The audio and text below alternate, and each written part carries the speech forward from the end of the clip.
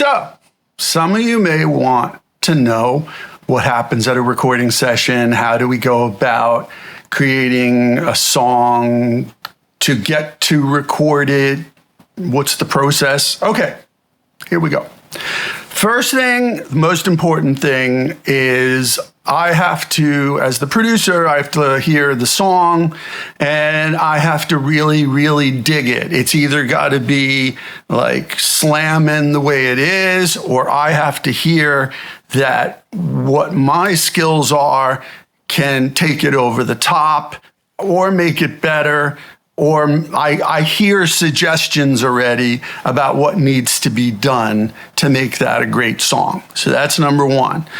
And then we got to go through what I like to do. I don't know if everybody else does this anymore. It's pretty old school, is a lengthy pre-production process. And that is going through the song, making sure every word, every syllable, every phrase, every musical idea, the melody, the structure, the length, the key, the tempo is perfect, and on and on and on, because there's many variables, right? So that would be number two. And that could be anywhere from 1 or 2 sessions to 5 per song. Frankly, I think 4 or 5 was not unusual if you're creating it from scratch. If the song is pretty much there when I get it, 1 or 2 pre-pro sessions per song. That's about pretty standard. And then the next thing is budget. What's your budget? If your budget is pretty tight and you want to do it among us and bring in 1 or 2 collaborators as necessary, I can do that in my home studio, for which I don't charge, just for the record. I just charge for my services, that's it.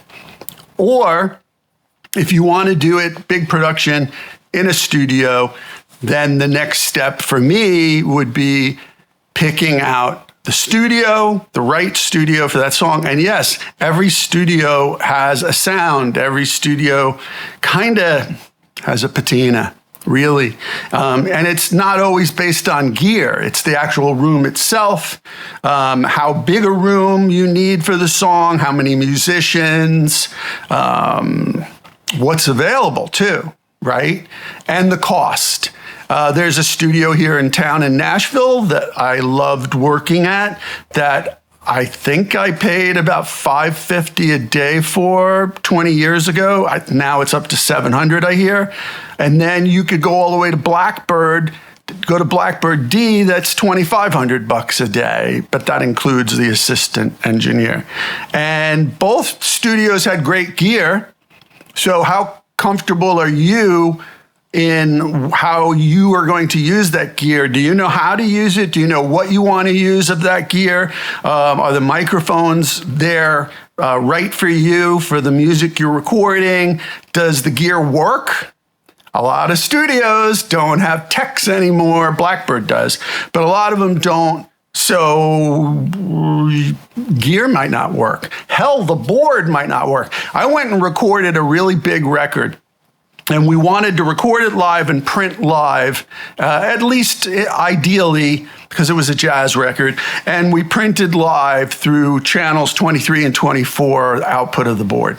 Turned out that this big studio in New York City, one of those channels was out of phase with the other.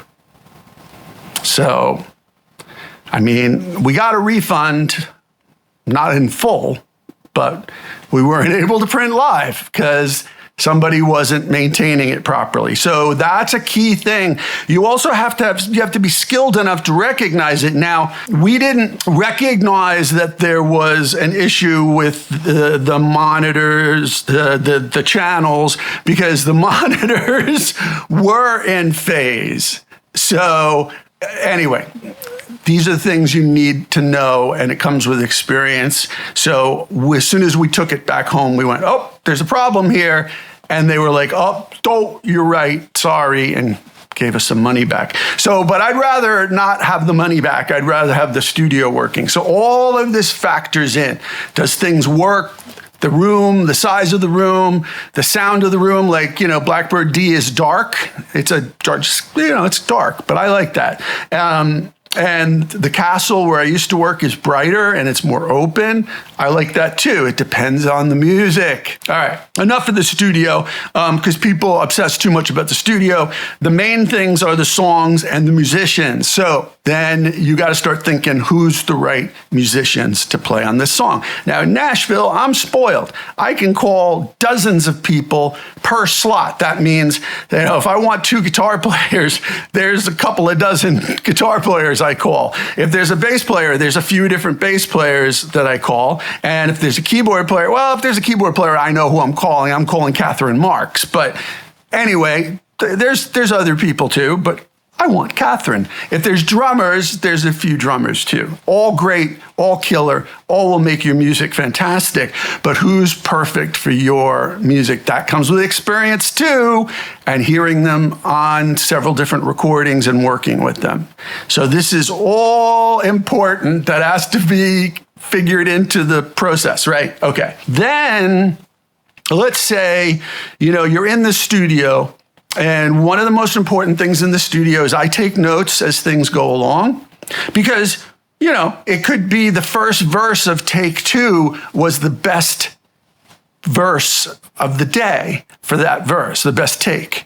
But then the rest of this from take 2 onwards could have been take 3, and the intro could be from take 1. Well, with digital, that's not a problem. So I take notes and I'm carefully listening, and I'm listening to vibe and feel, and has nothing to do with technique. It's all vibe and feel and how the song is evolving through that process.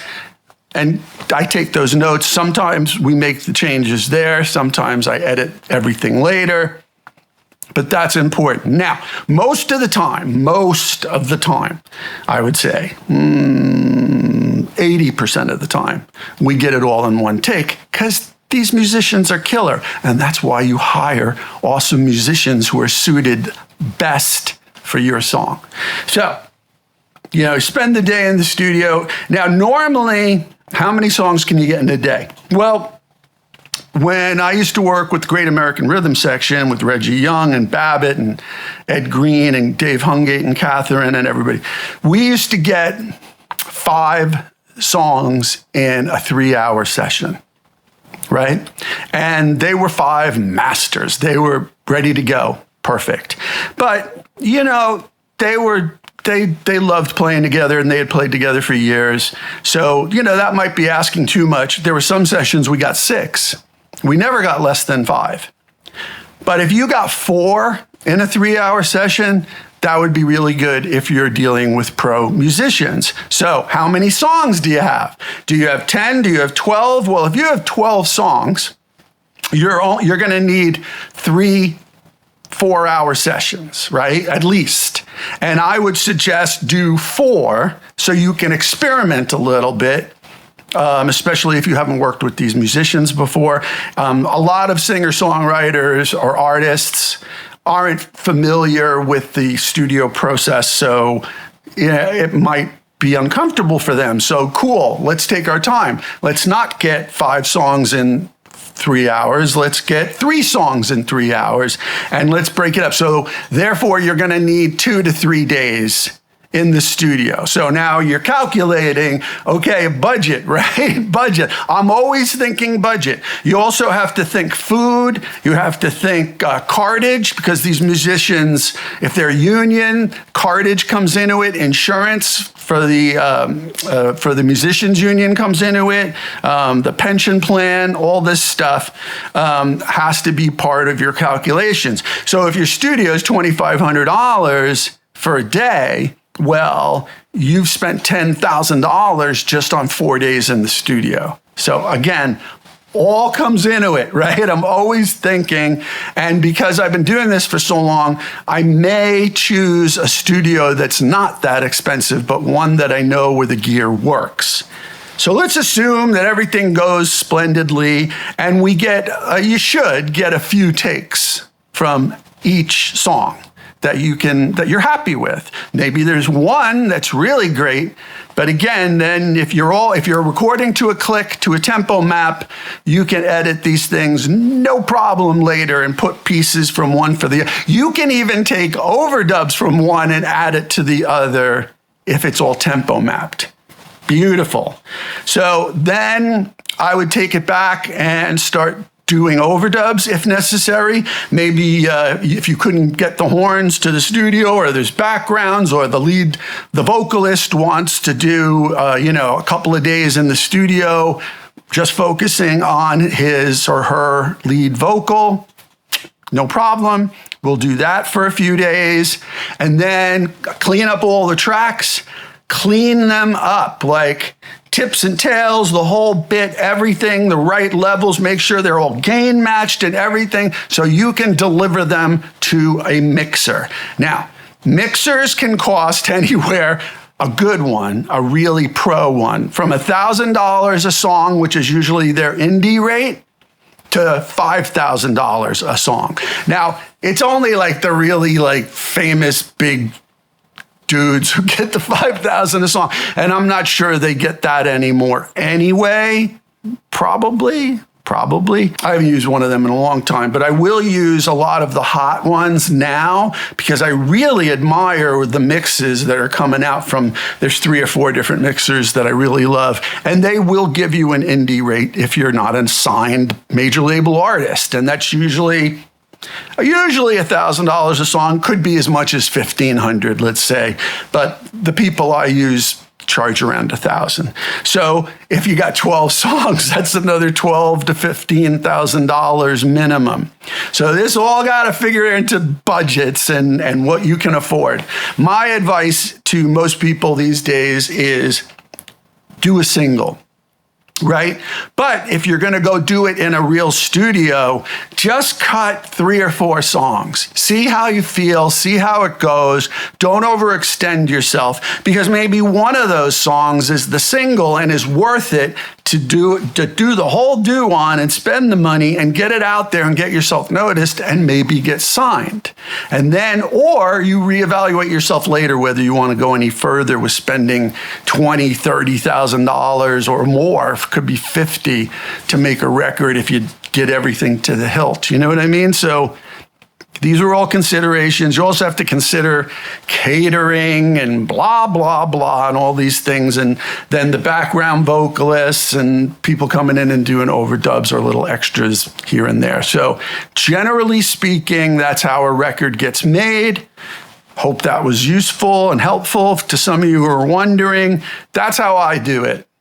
There's a lot more detail to it, but you don't want me to bore you. So if you have any questions, let me know.